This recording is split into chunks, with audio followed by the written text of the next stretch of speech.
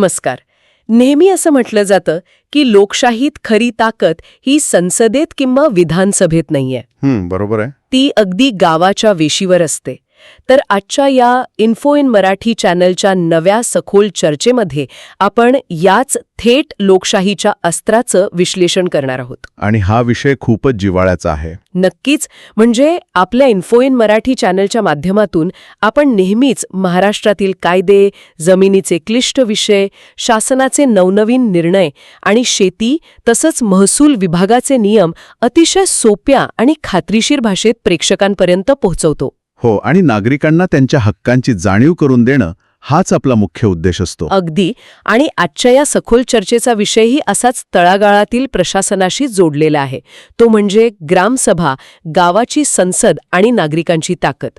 आपण अनेकदा पाहतो की दर 5 वर्षांनी ग्रामपंचायतीच्या निवडणुका खूप चुरशीने लढवल्या जातात. प्रतिनिधी निवडले जातात. पण केवळ प्रतिनिधींच्या हातात सत्ता सोपवणं म्हणजे लोकशाही नव्हे. बरोबर. खऱ्या अर्थाने गावाची सत्ता ही ग्रामसभेच्या माध्यमातून नागरिकांच्याच हातात असते. तर ग्रामसभा म्हणजे नक्की काय, तिथे जाण्याचे फायदे काय, यावर आज आपण सविस्तर कायदेशीर विश्लेषण करणार आहोत. आणि या विषयावर सखोल प्रकाश टाकण्यासाठी आजच्या चर्चेत माझ्यासोबत एक विशेष तज्ज्ञ उपस्थित आहेत. नमस्कार आणि स्वागत आहे तुमचं. नमस्कार.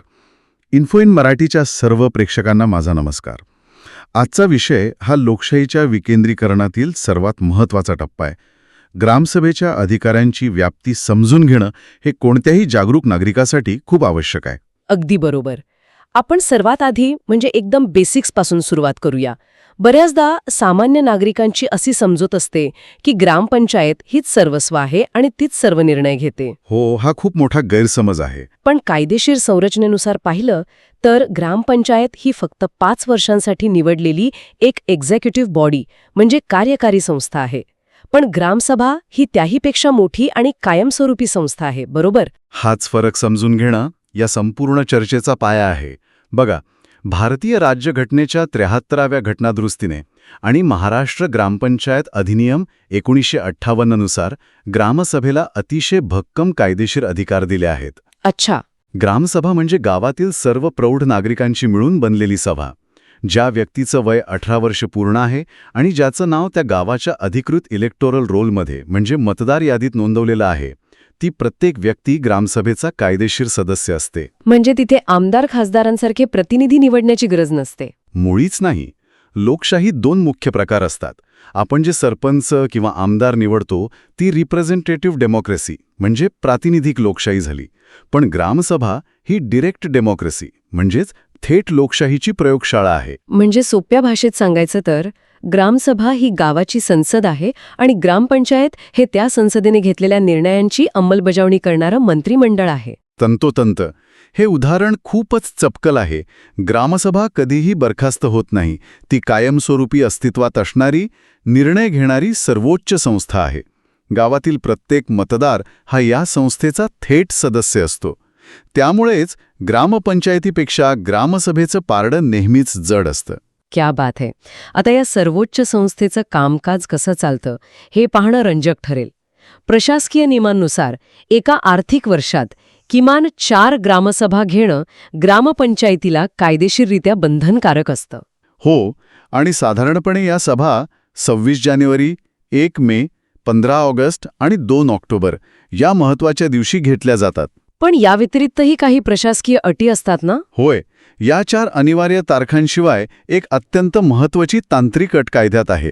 जेव्हा नवीन आर्थिक वर्ष सुरू होतं म्हणजे 1 एप्रिल नंतर पहिल्या 2 महिन्यांच्या आत पहिली ग्रामसभा होणं अत्यंत आवश्यक असतं. अच्छा, म्हणजे मे महिन्याचा अखेरीस ती झालीच पाहिजे. अगदी बरोबर. आणि या सभेला खूप महत्त्व आहे, कारण यामध्ये मागच्या आर्थिक वर्षाचा संपूर्ण हिशोब आणि येणाऱ्या नवीन वर्षाचं बजेट मांडलं जातं. पण मग या सभांची माहिती लोकांपर्यंत कशी पोचते? हा एक व्यावहारिक प्रश्न आहे. कारण अनेकदा लोकांना माहीतच नसतं की सभा कधी आहे. कायद्यानुसार सर्वसाधारण सभेची नोटीस किमान 7 दिवस आधी गावकऱ्यांना मिळणं बंधनकारक आहे. पूर्वी तर फक्त गावात दवंडी पिटवली जायची किंवा ग्रामपंचायतीच्या नोटीस बोर्डावर कागद लावला जायचा. हो, पण आता माहितीचे मार्ग बदलले आहेत. त्यामुळे दवंडीसोबतच गावातील प्रमुख चौकांमध्ये भित्तीपत्रके लावणं आणि व्हॉट्सॲप ग्रुपच्या माध्यमातून ही नोटीस प्रत्येकापर्यंत पोहोचवण्याची जबाबदारी ग्रामसेवकावर निश्चित करण्यात आली आहे. आणि जर एखादा तातडीचा निर्णय घ्यायचा असेल तर काय? अशावेळी 4 दिवसांची नोटीस देऊन विशेष ग्रामसभा बोलवण्याची तरतूद कायद्यात आहे. पारदर्शकता तर आलीय, पण एवढं करूनही प्रत्यक्ष सभेला उपस्थिती किती असते हा एक मोठा प्रश्न असतो. आणि इथेच कायद्यातील कोरम म्हणजेच गणपूर्ती हा अतिशय कळीचा मुद्दा समोर येतो. मुठभर लोकांनी संपूर्ण गावाचे निर्णय परस्पर घेऊ नयेत यासाठी ही कायदेशीर ढाल आहे, नाही का? अगदी अचूक. कोणत्याही ग्रामसभेचं कामकाज कायदेशीर ठरण्यासाठी एक किमान उपस्थिती आवश्यक असते. या गणपूर्तीचं गणितही अतिशय स्पष्ट आहे. ते कसं? कायद्यानुसार ग्रामसभेसाठी गावातील एकूण मतदारांच्या 15% किंवा 100 मतदार यापैकी जी संख्या कमी असेल ती उपस्थित असणं सक्तीचं आहे. 15% किंवा 100 म्हणजे जर एखाद्या गावात 2000 मतदार असतील तर 15% नुसार तिथे 300 लोक लागतील. बरोबर. पण नियम जे कमी असेल ते असं असल्यामुळे फक्त 100 मतदार उपस्थित असले तरी कोरम पूर्ण होतो आणि सभा कायदेशीर ठरते. अच्छा, ही खूपच महत्वाची माहिती आहे. पण जर दिलेल्या वेळेत 100 लोकही आले नाहीत तर ती सभा कायद्याने ॲडजर्न म्हणजेच तहकूब करावी लागते ना? हो, आणि हीच ती कायदेशीर मेख आहे जी अनेकदा प्रशासकीय पातळीवर गैरवापराचा विषय बनू शकते. ते कसं काय? जेव्हा एखादी सभा गणपूर्ती अभावी तहकूब होते आणि ती पुन्हा दुसऱ्या एखाद्या तारखेला बोलावली जाते, तेव्हा त्या तहकूब सभेला गणपूर्तीची म्हणजे कोरमची कोणतीही अट नसते. जेवढे लोक उपस्थित असतील त्यांच्या उपस्थितीत ती सभा कायदेशीररित्या पार पडते. अच्छा, हे ऐकायला थोडं धोक्याचं वाटतंय. कारण जर कोरमची अट नसेल तर काही मोजकेच लोक एकत्र येऊन गावाचे मोठे निर्णय घेऊ शकतील. तशी भीती असते, पण यावरही कायद्यात एक नियंत्रण ठेवण्यात आलं आहे. तहकूब झालेल्या सभेला नवीन किंवा मोठे निर्णय घेण्याचे अधिकार नसतात. हाच तो कायदेशीर पेच आहे जो सर्व मतदारांनी समजून घेतला पाहिजे. अगदी. तहकूब होऊन पुन्हा बोलावलेल्या सभेत फक्त आधीच्या अजेंड्यावरील विषयांवरच चर्चा करता येते. तिथे कोणतेही नवीन मोठे आर्थिक निर्णय, धोरणात्मक निर्णय किंवा सरकारी योजनांच्या लाभार्थ्यांची निवड करता येत नाही. म्हणजे गावाचं आर्थिक नुकसान टाळायचं असेल तर मूळ सभेलाच गणपूर्ती होणं आणि सर्वसामान्यांनी तिथे उपस्थित राहणं अत्यंत गरजेचं आहे. 100%. यातूनच मग ग्रामसभेच्या अधिकारांची चर्चा पुढे येते. एका सामान्य नागरिकाचा दृष्टिकोनातून पाहिलं तर ग्रामसभेला असे कोणते ठोस अधिकार आहेत ज्यामुळे तिथे हजेरी लावणं आवश्यक ठरतं? सर्वात पहिला आणि मोठा अधिकार म्हणजे आर्थिक नियंत्रण. गावाचा विकास आराखडा, ज्याला आपण GPDP ग्रामपंचायत डेव्हलपमेंट प्लॅन म्हणतो, तो कसा असावा हे ठरवण्याचा अधिकार ग्रामसभेला आहे. तसंच ग्रामपंचायतीचं बजेट ग्रामसभेने मंजूर केल्याशिवाय 1 रुपयाही खर्च करता येत नाही. बापरे, हा आर्थिक नियंत्रणाचा अधिकार खूपच व्यापक आहे. नुसतं बजेट मंजूर करणं नाही, तर मागच्या वर्षी जो खर्च झाला आहे त्याचं ऑडिट ग्रामसभेत ठेवणं बंधनकारक असतं. रस्त्याचं काम कुठे झालं, त्यासाठी किती खर्च आला, दर्जा कसा होता, हे ग्रामस्थ थेट विचारू शकतात. या प्रक्रियेला सोशल ऑडिट किंवा सामाजिक अंकेक्षण म्हटलं जातं. यामुळे भ्रष्टाचाराला मोठा आळा बसतो. आणि यासोबतच सर्वसामान्यांच्या थेट फायद्याचा दुसरा मोठा अधिकार म्हणजे लाभार्थ्यांची निवड. होय, तो अत्यंत महत्वाचा भाग आहे. म्हणजे घरकुल योजना, पेन्शन योजना किंवा शौचालय अनुदान अशा वैयक्तिक लाभाच्या योजना कोणाला द्यायच्या हे ग्रामपंचायत स्तरावर बंद दाराआड ठरवता येत नाही. खऱ्या लाभार्थ्यांची निवड ही ग्रामसभेतच सर्वांसमक्ष केली जाणं बंधनकारक आहे. आणि हा खरोखरच निर्णायक अधिकार आहे, कारण लाभार्थ्यांची यादी ग्रामसभेत सर्वांसमोर वाचली जाते आणि त्यावर थेट चर्चा होते. जर एखाद्या अपात्र व्यक्तीचं नाव त्या यादीत असेल तर नागरिक तिथेच उभे राहून त्याला विरोध करू शकतात. त्यामुळे वशिलेबाजी संपते आणि खऱ्या गरजूंपर्यंत योजना पोहोचतात. पण एक सामाजिक वास्तव आपण पाहतो की ग्रामीण भागात राजकारणात अनेकदा पुरुषांचं वर्चस्व दिसून येतं. अशावेळी महिलांचा निर्णय प्रक्रियेत सहभाग कसा सुनिश्चित केला जातो? कारण अनेकदा मुख्य ग्रामसभेत महिला आपले प्रश्न मोकळेपणाने मांडू शकत नाहीत. हा अत्यंत संवेदनशील आणि महत्त्वाचा सामाजिक प्रश्न आहे. पितृसत्ताक मानसिकतेमुळे महिला मुख्य ग्रामसभेत व्यक्त व्हायला संकोच करतात. ही अडचण ओळखून शासनाने कायद्यात एक अतिशय प्रभावी सुधारणा केली आहे. यानुसार मुख्य ग्रामसभा होण्याच्या 1 किंवा 2 दिवस आधी महिला ग्रामसभा घेणं सक्तीचं करण्यात आलं आहे. अच्छा. आणि त्यालाही उपस्थितीची अट असते का? होय, या सभेला गावातील एकूण महिला मतदारांपैकी किमान 10% महिलांची उपस्थिती आवश्यक असते. या महिला ग्रामसभेचं स्वरूप खूपच स्वतंत्र आणि मोकळेपणाचं असतं असं मी ऐकलंय. म्हणजे अंगणवाडी सेविका, आशा वर्कर्स आणि महिला बचत गटांच्या माध्यमातून या सभेचं नियोजन केलं जातं. अगदी बरोबर. तिथे गावातील महिला एकत्र येऊन त्यांच्या जिव्हाळ्याच्या प्रश्नांवर, जसं की पिण्याचं पाणी, आरोग्य, रोजगार, कुपोषण, स्वच्छतागृहांची अवस्था, यावर मोकळेपणाने चर्चा करू शकतात.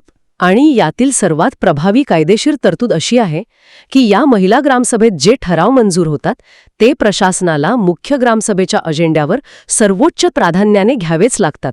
होय, ते डावलण्याचा अधिकार कुणालाही नसतो. त्यामुळे महिलांचे प्रश्न थेट गावाच्या धोरणात्मक पातळीवर येतात. आणि ज्या गावांची लोकसंख्या खूप मोठी आहे तिथे प्रभाग सभा म्हणजेच वॉर्ड सभा घेतल्या जातात. म्हणजे हजारो मतदार असलेल्या गावात सर्वांना एका जागी जमणं शक्य नसतं, तिथे या प्रभाग सभा होतात. बरोबर. तिथे गल्लीतील तुंबलेली गटारे, बंद पडलेले पथदिवे असे स्थानिक प्रश्न मांडले जातात आणि ते मुख्य ग्रामसभेत मंजुरीसाठी पाठवले जातात. या महिला ग्रामसभा आणि प्रभाग सभांमुळे हे मॉडेल अधिक सर्वसमावेशक होतं. आता भौगोलिक रचनेचा विचार केल्यास महाराष्ट्रात गडचिरोली, पालघर, नंदुरबार यांसारखे अनेक आदिवासी बहुल जिल्हे आहेत. या विशिष्ट क्षेत्रांसाठी ग्रामसभेचे काही वेगळे नियम आहेत का? हो, तिथे एक वेगळा कायदा लागू होतो. भारतीय संविधानाच्या 5व्या अनुसूचीनुसार केंद्र शासनाने 1996 मध्ये पेसा कायदा म्हणजे panchayat extension to scheduled areas act लागू केला आहे. आणि या पेसा कायद्याअंतर्गत येणाऱ्या ग्रामसभा अधिक शक्तिशाली असतात असं म्हणतात. त्या अत्यंत शक्तिशाली असतात. तिथे स्वयंशासनाचं एक प्रगत मॉडेल अस्तित्वात आहे. पहिली अट म्हणजे पेसा ग्रामसभेसाठी 25% मतदारांची उपस्थिती सक्तीची असते, जी सामान्य ग्रामसभेच्या 15% जास्त आहे. आणि या सभेचे अध्यक्षपदही अनुसूचित जमातीचे म्हणजे एसटी प्रवर्गातील व्यक्तीकडेच असावं लागतं ना? होय, ते अनिवार्य आहे. आणि या पेसा ग्रामसभांना दिलेले अधिकार खरोखरच थक्क करणारे आहेत. पारंपरिक आदिवासी जीवन पूर्णपणे जंगलावर अवलंबून असतं.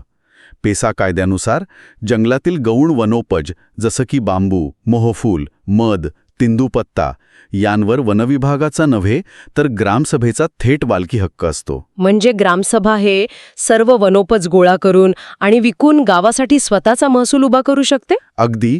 इतकंच नव्हे तर गावाच्या हद्दीत वाळू किंवा दगडाच्या खाणींना परवानगी द्यायची असेल तर शासनाला आधी ग्रामसभेची पूर्वपरवानगी घ्यावी लागते. आदिवासींच्या जमिनी बेकायदेशीरित्या बळकवण्यापासून रोखणं आणि गावात दारूबंदीचे निर्णय घेण्याचे सर्वोच्च अधिकार या पेसा ग्रामसभेला आहेत. या अधिकाराचा अत्यंत प्रभावी वापर करून बेकायदेशीर खाणकामाला आळा घातला आहे हे आपण पाहिलंच आहे. हे अधिकारांचं विकेंद्रीकरण खूपच आशादायी आहे. पण हे सर्व कागदावर किती भक्कम असलं तरी प्रत्यक्ष व्यवहारात काही गंभीर प्रशासकीय त्रुटी दिसून येतात. हो, अनेकदा येतात. जर एखाद्या सरपंचांनी किंवा ग्रामसेवकाने ग्रामसभा बोलावलीच नाही किंवा लोकांचा विरोध डावळून हजेरी नोंदवीत फेरफार करून खोटे ठराव घुसडले तर अशा प्रवृत्तींना आळा घालण्यासाठी कायद्यात काय तरतूद आहे? इथे नियम खूप कडक आहेत. नैसर्गिक आपत्तीसारखं कोणतंही योग्य कारण नसताना 1 वर्षात अनिवार्य असलेल्या 4 ग्रामसभांपैकी एकही सभा सरपंचाने घेतली नाही तर जिल्हाधिकारी त्या सरपंचाला थेट पदावरून बडतर्फ म्हणजे डिस्क्वालिफाय करू शकतात. आणि ग्रामसेवकावर काय कारवाई होते? नोटीस काढणं आणि सभेचं रेकॉर्ड ठेवणं ही ग्रामसेवकाची जबाबदारी असते. जर त्याने यात हलगर्जीपणा केला तर पंचायत समिती त्याला तातडीने निलंबित करू शकते. आणि कागदपत्रांमध्ये फेरफार करण्याचा जो मुद्दा तुम्ही मांडला तो निव्वळ हलगर्जीपणा नाहीये, तो एक गंभीर फौजदारी गुन्हा आहे. म्हणजे त्यांच्यावर पोलीस केस होऊ शकते? नक्कीच. जर उपस्थिती नोंदवही किंवा ठरावांमध्ये खाडाखोड केल्याचं सिद्ध झालं तर सरपंच आणि ग्रामसेवक या दोघांवरही IPC नुसार फसवणुकीचा फौजदारी खटला दाखल करण्याची तरतूद कायद्यात आहे. बापरे, म्हणजे नियम खरोखरच कडक आहेत. आणि मला वाटतं याशिवाय आणखी एक महत्त्वाचा लोकशाही अधिकार म्हणजे अविश्वास ठराव. सध्या महाराष्ट्रात थेट जनतेतून सरपंच निवडण्याची पद्धत लागू आहे. हो, आणि जर अशा थेट निवडलेल्या सरपंचावर गावकऱ्यांचा विश्वास राहिला नाही तर तिथेही अंतिम अधिकार ग्रामसभेलाच दिला आहे.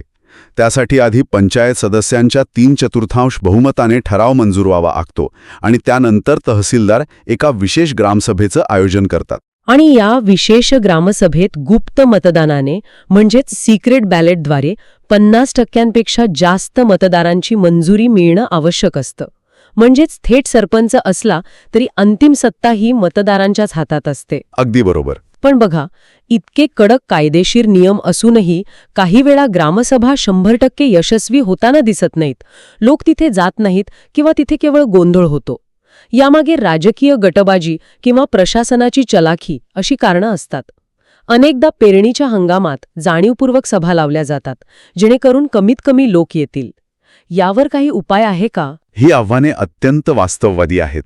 पण आता तंत्रज्ञानाचा वापरामुळे यावर प्रभावी उपाय शोधण्यात आले आहेत. पारदर्शकता आणण्यासाठी आता प्रत्येक ग्रामसभेचं व्हिडिओ चित्रीकरण आणि फोटोग्राफी करणं सक्तीचं करण्यात आलं आहे. यामुळे 10 लोक बसवून 100 लोकांची खोटी हजेरी दाखवणं जवळपास अशक्य झालं आहे. हा एक अतिशय चांगला डिजिटल बदल आहे. आणि आणखी एक गोष्ट म्हणजे ग्रामपंचायतीचे अनेक ठराव आता अधिकृत पंचायत पोर्टलवर डिजिटल स्वरूपात उपलब्ध करून दिले जात आहेत. त्यामुळे कुठलाही नागरिक घरबसल्या आपल्या मोबाईलवर पाहू शकतो की ग्रामसभेत कोणता ठराव मंजूर झाला आहे. हो, या IT उपायांमुळे कामकाजात एक नवी पारदर्शकता येत आहे. आजच्या या सविस्तर चर्चेतून एक गोष्ट अत्यंत स्पष्ट होते की ग्रामसभा ही केवळ एक प्रशासकीय औपचारिकता नाहीये. ती नागरिकांच्या हातातील थेट ताकद आहे. गावाचा विकास कसा व्हावा, निधी कसा खर्च व्हावा हे ठरवण्याचा तो एक अत्यंत भक्कम कायदेशीर मार्ग आहे. तिथे उपस्थित राहणं म्हणजे गावाच्या कारभारावर आपलं नियंत्रण प्रस्थापित करणं आहे. अगदी. आणि या चर्चेच्या शेवटी एका व्यापक लोकशाही संकल्पनेवर विचार करणं रंजक ठरेल. थोर समाजसुधारक विनोबा भावे यांनी ग्रामसभेच्या संदर्भात एक अतिशय मार्मिक विचार मांडला होता. कोणता विचार? ते म्हणाले होते की ग्रामपंचायतीत निर्णय बहुमताने होतात, पण ग्रामसभेत निर्णय सर्वसंमतीने व्हायला हवेत. बहुमतामध्ये अनेकदा गटबाजी असते, पण सर्वसंमतीमध्ये गावाचा एकोपा दिसून येतो. खूपच सखोल विचार आहे हा. होय. आणि या थेट लोकशाहीच्या मॉडेलचं यश पाहिलं तर भविष्यातील एका मोठ्या शक्यतेकडे लक्ष वेधलं जातं. आज शहरी भागातील महानगरपालिकांमध्ये रस्ते, कचरा व्यवस्थापन अशा अनेक समस्या आहेत. जर खेड्यापाड्यात ग्रामसभेचे हे मॉडेल इतके यशस्वी ठरू शकते, तर भविष्यात शहरी भागातही वॉर्ड कमिटीच्या माध्यमातून नागरिकांच्या थेट सहभागाचे असेच मॉडेल राबवता येऊ शकेल का? हा विचार खऱ्या अर्थाने लोकशाहीचे सक्षमीकरण करणारा आहे. हा विचार खरोखरच दिशादर्शक आहे. तळागाळातील हे थेट सहभागाचं मॉडेल जितकं बळकट होईल, तितकी लोकशाही अधिक परिपक्व होईल. आजच्या या ग्रामसभा विषयावरील सखोल चर्चेतून या प्रक्रियेबद्दल अनेक तांत्रिक आणि कायदेशीर पैलू नव्याने समजण्यास मदत झाली आहे. वेळात वेळ काढून आल्याबद्दल तुमचे खूप खूप आभार. धन्यवाद. प्रेक्षकांसाठी एक महत्त्वाची सूचना. जर ही सविस्तर आणि माहितीपूर्ण चर्चा तुम्हाला उपयुक्त वाटली असेल तर इन्फो इन मराठी या यूट्यूब चॅनलला नक्की लाईक, शेअर आणि सबस्क्राईब करा. तसंच तुमच्या गावातील ग्रामसभेचा तुमचा स्वतःचा अनुभव कसा राहिला आहे किंवा शेती, महसूल, कायदे व इतर शासकीय योजनांवर असेच आणखी अभ्यासपूर्ण विषय समजून घ्यायचे असतील तर खाली कॉमेंट करून नक्की सांगा. नागरिकांचे अनुभव आणि त्यांच्या सूचना आमच्यासाठी नेहमीच महत्त्वाच्या असतात. पुन्हा भेटूया अशाच एका नव्या आणि सखोल विश्लेषणासोबत. तोपर्यंत जागरूक रहा आणि आपले कायदेशीर हक्क जाणून घ्या. धन्यवाद.